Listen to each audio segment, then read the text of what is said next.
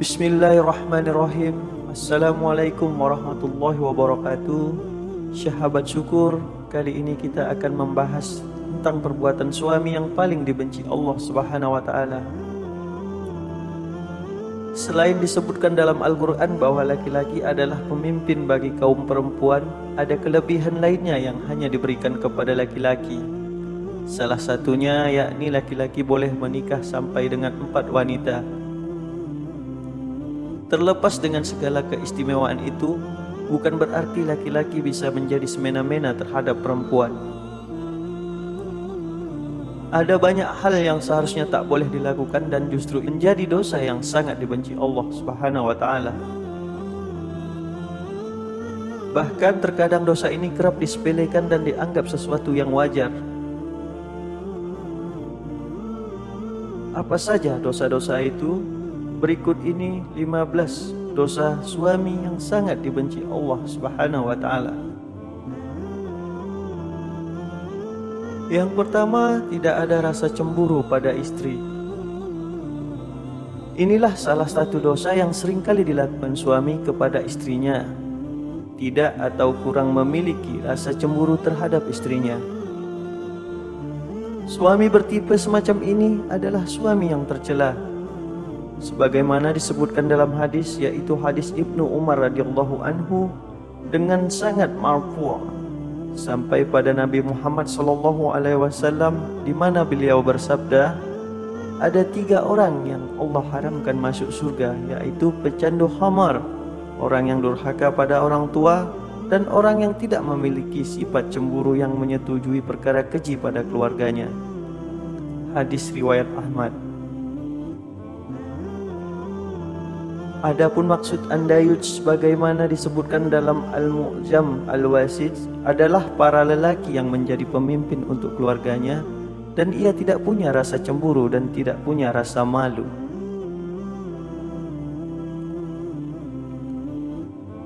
Yang kedua, tidak setia terhadap istri. Allah Subhanahu wa taala berfirman, katakanlah kepada orang laki-laki yang beriman, hendaklah mereka menahan pandangannya dan memelihara kemaluannya, yang demikian itu lebih suci bagi mereka. Sesungguhnya Allah Maha mengetahui apa yang mereka perbuat. Dan katakanlah kepada wanita yang beriman, hendaklah mereka menahan pandangannya dan kemaluannya. Quran Surat An-Nur ayat 30 dan 31. Yang ketiga, menyerahkan kepemimpinannya kepada istrinya. Dalam keseharian, bahkan dalam kehidupan sebuah masyarakat muslim sekalipun, terkadang masih ditemui kendali kepemimpinan rumah tangga diserahkan kepada seorang istri. Seperti halnya istri memilih untuk bekerja demi menafkahi perekonomian keluarga. Namun hal ini tentu tidak bisa menjadi alasan bagi suami untuk menyerahkan tampuk kepemimpinan rumah tangga dalam hal mencari nafkah. Terlebih lagi jika suami malah memilih bersantai dan membiarkan istrinya yang bekerja. Dari Abu Bakrah, ia berkata, Rasulullah sallallahu alaihi wasallam bersabda, tidak akan beruntung suatu kaum yang dipimpin oleh seorang wanita. Hadis riwayat Ahmad, Bukhari, Tirmizi, dan Nasa'i. Yang keempat, meluapkan emosi pada istri. Sejatinya istri adalah partner yang bisa menjadi tempat berbagi tentang semua masalah yang dihadapi dalam keluarga. Bukan sebaliknya, malah diajak berselisih demi meluapkan semua emosi atau amarah. Meluapkan emosi kepada istri bukanlah solusi untuk menyelesaikan masalah yang dihadapi. Seorang sahabat berkata kepada Nabi Muhammad SAW, "Ya Rasulullah, berpesanlah kepadaku." Nabi Muhammad pun berpesan, "Jangan suka marah." Sahabat itu bertanya berulang kali, dan Nabi Muhammad pun tetap berulang kali berpesan, "Jangan suka marah." Hadis riwayat Bukhari. Betapa penting akhlak seorang suami untuk menahan emosinya agar tidak diluapkan kepada istrinya. Betapa hancur hati seorang istri jika suaminya tiba-tiba meluapkan emosinya tanpa mau menjelaskan terlebih dahulu penyebab kemarahannya kepada istri.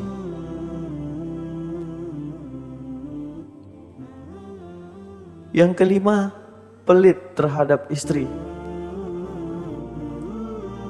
Tidak sedikit suami yang jika mendapatkan uang lalu disimpannya sendiri dalam dompetnya. Tak serupiah pun ia bagi kepada istrinya, kecuali jika istrinya melapor karena untuk membeli kebutuhan dapur dan anak-anaknya.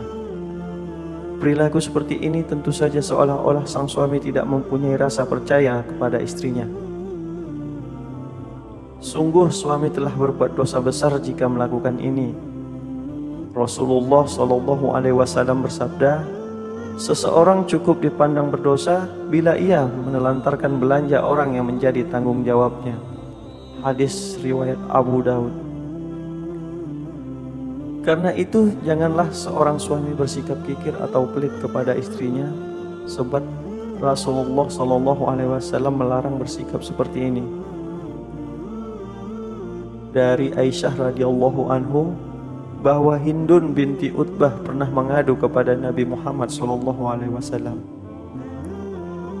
Wahai Rasulullah, sesungguhnya Abu Sufyan suamiku tidak memberikan nafkah yang cukup kepadaku dan kepada anak-anakku.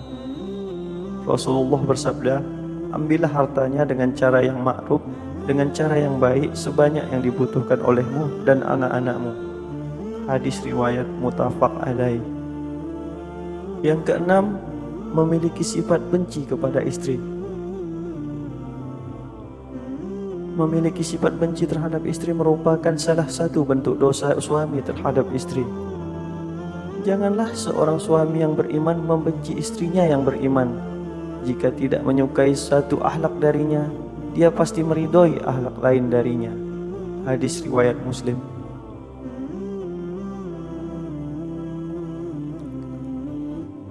Yang ketujuh, memukul istri dan menjelekkannya.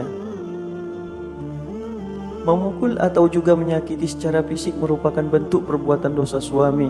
Begitu juga menjelekkannya, sebab wanita tentu merupakan kaum yang harus dilindungi.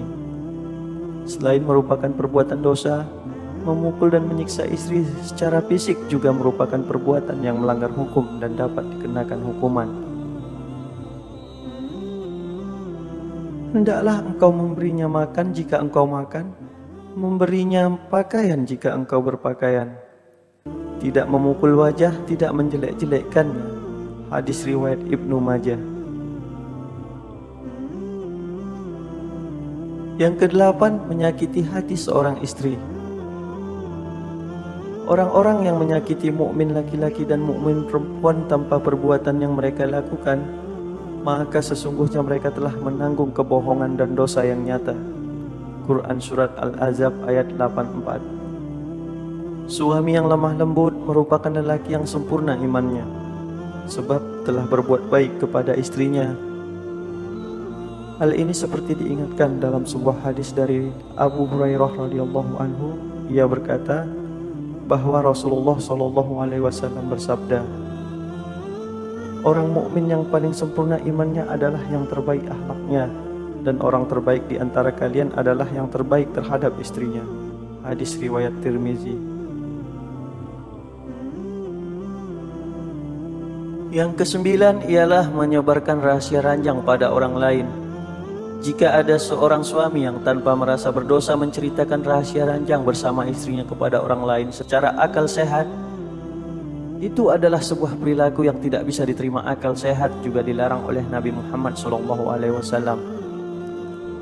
Rasulullah bersabda, sesungguhnya termasuk manusia paling jelek kedudukannya di sisi Allah pada hari kiamat adalah laki-laki yang menggauli istrinya, kemudian dia sebarkan rahasia ranjangnya. Hadis riwayat Ibnu Abi Saibah, Ahmad, dan Muslim. Yang ke-10, menggauli istri ketika haid. Di antara dosa seorang suami yang dilakukan kepada istrinya adalah menggaulinya saat haid. Allah Subhanahu wa taala berfirman, mereka bertanya kepadamu tentang haid. Katakanlah, haid itu adalah suatu kotoran. Oleh karena itu, hendaklah engkau menjauhkan diri dari wanita atau istri di waktu haid. Dan janganlah kamu mendekati mereka sampai mereka suci. Bila mereka telah suci, maka campurilah mereka itu di tempat yang diperintahkan Allah Subhanahu wa taala kepadamu. Quran Surat Al-Baqarah ayat 222. Yang ke-11 ialah menggauli istri melalui anusnya. Dalam beberapa hadis, Rasulullah bersabda, "Dilaknat orang yang mendatangi perempuan pada duburnya." Hadis riwayat Abu Daud dan An-Nasa'i.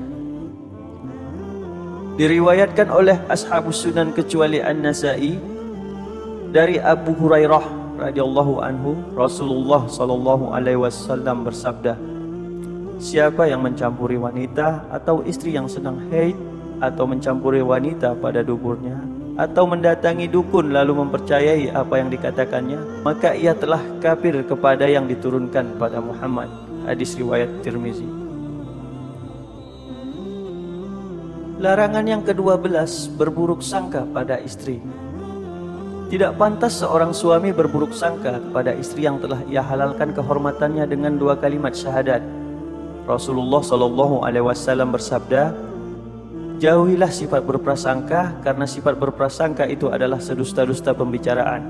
Dan janganlah kamu mencari kesalahan memata-matai, janganlah kamu berdengki-dengkian, janganlah kamu membelakang-belakangi, dan janganlah kamu benci-bencian, dan hendaklah kamu semua wahai hamba-hamba Allah bersaudara."